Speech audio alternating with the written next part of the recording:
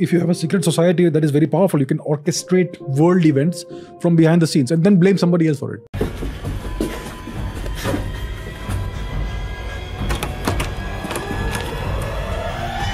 Illuminati आखिर ये क्या है जिसे कुछ ही लोग जानते हैं और जो इसके बारे में सुनता है वो इससे दूर ही रहना पसंद करता है।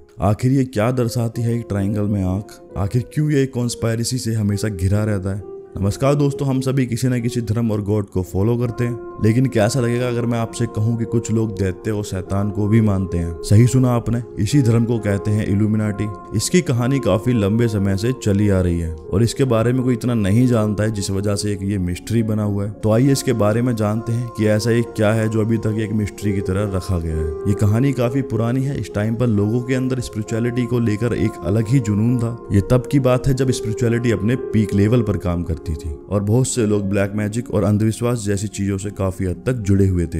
एडम वाइशॉप, जो कि पूरी मिस्ट्री के फाउंडर थे, इन्होंने 1 मई 1776 यानी आज से 247 साल पहले एक सीक्रेट सोसाइटी बनाई, जो कि 5 लोगों के साथ जर्मनी के बवेरिया में बनाई गई और इस सीक्रेट सोसाइटी का नाम रखा गया the order of illuminati.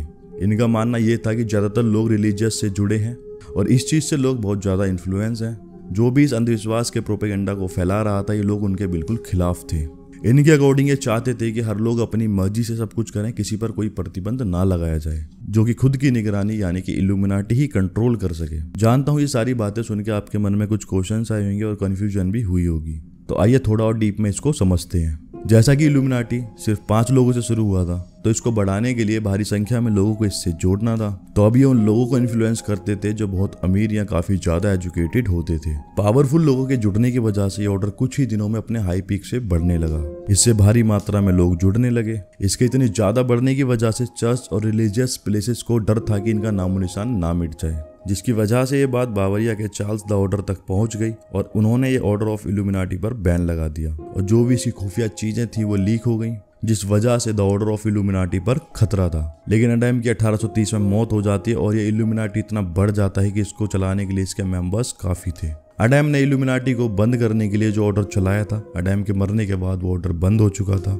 Adam के बाद द ऑर्डर ऑफ इल्यूमिनाटी का बस एक ही मकसद था कि पूरे वर्ल्ड वाइड में सिर्फ इल्यूमिनाटी का ही रूल होगा। इनका ऐसा मानना था कि कंट्रोल तो इल्यूमिनाटी का होगा, लेकिन लोगों को इसके बारे में कोई जानकारी नहीं होगी। जैसे हर कंट्री की एक सीक्रेट एजेंसी होती है, जैसे यूएसए की CIA, इजराइल की मोसाद, इंडिया की रॉ, पाकिस्तान की ISI, इसी तरह वर्ल्ड की सबसे बड़ी और एक खुफिया एजेंसी है इल्यूमिनाटी।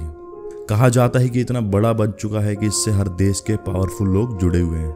इसका कहना यह था कि किसी भी इंसान को अगर सक्सेस या फेम चाहिए तो उसे बस इल्यूमिनाटी को अपनी सोल समर्पण करनी होगी। इसीलिए कहा जाता है कि 50% से भी ज्यादा पॉपुलर लोग कहीं ना कहीं इल्यूमिनाटी से जुड़े हैं। जैसे इस चीज को लेकर काफी सारी कंट्रोवर्सीज हैं। जैसे कहा जाता है कि कोरोना वायरस भी इसी इल्यूमिनाटी से जुड़ा एक रहस्य है और जो भी बड़े बड़े लोगों की अचानक मौत हुई है, जिसके पीछे कहीं ना कहीं इल्यूमिनाटी का ही हाथ है, जो कि सुनने में काफी बेतुका लगता है। जैसे रैपर ट्यूपैक, इन्होंने 5th एल्बम निकाली जिसका नाम था किल्यूमिनाटी, जिसके बाद ये और कोई रैप नहीं लिख पाए और इनकी अचानक मौत हो जाती है, जो कि आज तक एक रहस्य है, इसे कोई सॉल्व नहीं कर पाया और कहा जाता था कहीं ना कहीं कि ये भी इल्यूमिनाटी से जुड़े हुए थे। खैर, ये सब तो लोगों के कहने की बात है, बट इल्यूमिनाटी के अंदर एक पॉलिसी रखी गई थी जिसको डेथ ऑफ डिस्क्लोजर कहते हैं। इस पॉलिसी में यह था कि कोई भी व्यक्ति अगर इल्यूमिनाटी को एक्सपोज करने की कोशिश करेगा तो उसकी अचानक से मौत हो जाएगी। तो रैपर ट्यूपैक की मौत का एक ये भी कारण माना जाता है।